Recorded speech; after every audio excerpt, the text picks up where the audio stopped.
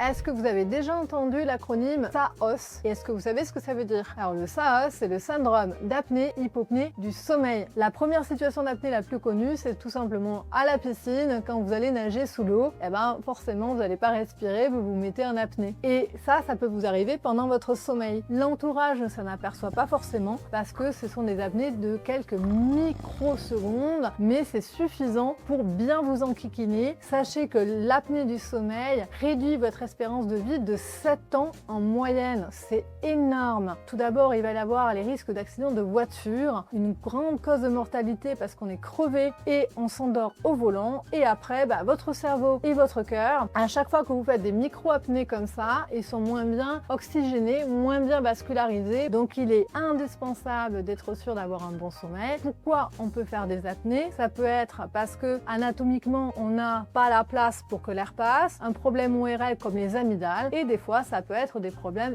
d'orthodontie, comme par exemple là sur cette photo on voit un palais qui est très étroit. Le palais, c'est le même os que les fosses nasales, donc si c'est étroit, les fosses nasales peuvent pas fonctionner, l'air ne va pas passer. Dans d'autres situations, ça peut être la mâchoire du bas qui est en arrière, la mâchoire du haut qui est en arrière, ou les deux. Et pareil, dans ce cas, ça va comprimer l'air derrière, on appelle ça l'espace aéropharyngé. Si quand vous dormez, vous transpirez, vous avez un sommeil agité, vous vous levez souvent pour boire, vous êtes fatigué le matin au réveil avec la bouche sèche, vous avez des somnolences en journée, vous faites pas forcément des apnées, mais prenez rendez-vous chez un spécialiste afin de pouvoir poser un diagnostic. Dans la prochaine vidéo, je vous explique ce qui peut provoquer le SAOS et comment on peut le traiter en orthodontie. C'était le Dr Keralto, je vous dis à très bientôt.